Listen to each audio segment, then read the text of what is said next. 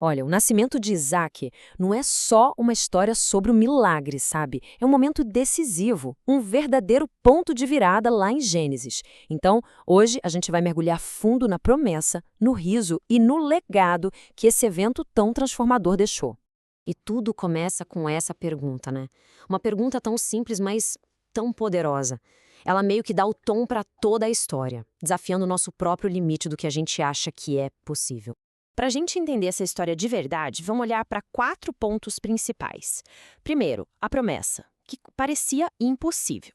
Depois, vamos falar do riso, o riso da descrença que acabou dando nome para o menino.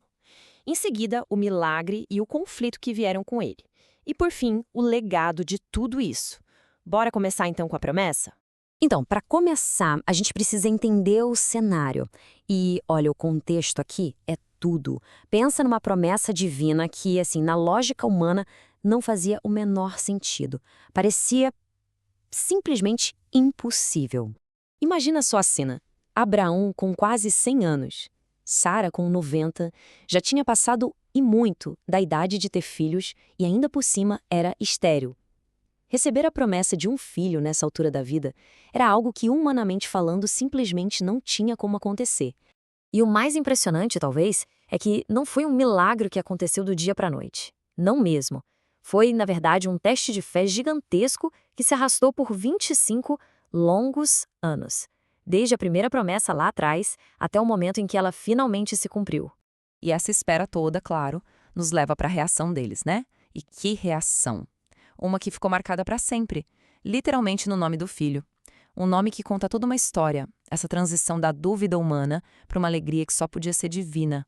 O nome dele, Isaac. Em hebraico, Yitzhak. E o significado é riso, ou ele ri. E a razão para esse nome é, ao mesmo tempo, muito poderosa e muito, muito humana. É que o nome veio da primeira reação deles quando ouviram a promessa. Pensa só, tanto Abraão quanto Sara riram. Mas não foi um riso de alegria, foi um riso de não é possível, de incredulidade mesmo. A ideia era tão fora da realidade para eles que chegava a ser cômica. Só que aí vem a virada de chave, né?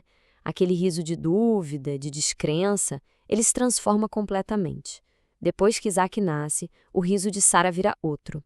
É um riso de alegria pura, sabe? Uma alegria tão grande, tão contagiante, que ela diz que todo mundo que ouvir essa história vai rir junto com ela. E aqui tem um detalhe que é fundamental. A Bíblia faz questão de dizer que o nascimento aconteceu exatamente no tempo determinado. Isso cria um contraste muito forte entre o que a gente entende como tempo, a nossa impaciência e o tempo perfeito de Deus. Só que, como muitas vezes acontece, a realização de um sonho, o cumprimento de uma promessa, acabou trazendo à tona um conflito, um problema que já estava ali, crescendo debaixo dos panos há anos dentro da família. O estopim foi durante a festa de desmame de Isaac. Imagina a cena. Tá todo mundo celebrando e, de repente, Sara vê Ismael, o filho mais velho de Abraão com Agar, que já era um adolescente de uns 14 anos, zombando do irmãozinho, o herdeiro da promessa. E a raiz desse problema todo estava na origem dos dois. De um lado, Ismael, o filho nascido de um plano humano, daquela tentativa de dar uma mãozinha para Deus, sabe? Do outro, Isaac, o filho que veio direto do milagre, da promessa divina. A reação de Sara foi dura, bem severa. Ela exigiu que Abraão mandasse Agar e Ismael embora. E isso, claro, causou uma divisão imensa, super dolorosa e, vamos ser sinceros, bem trágica ali na família. E aí, no meio dessa confusão toda, Deus intervém. Ele confirma que sim, Isaac é o herdeiro da aliança. Mas, ao mesmo tempo, ele não abandona o outro lado. Ele promete proteger Ismael e fazer dele também uma grande nação. Ok, mas a gente pode se perguntar, por que essa história, tão antiga, de um nascimento milagroso, ainda ressoa tanto? Por que ela continua sendo tão importante?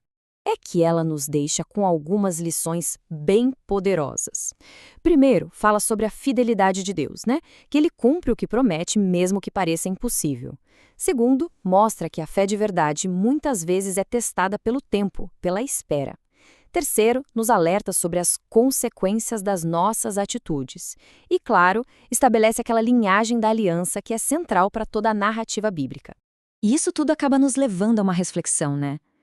Se essa história toda é sobre como o impossível e até um riso de descrença podem ser transformados em um legado de fé, o que será que isso nos ensina sobre a natureza da esperança?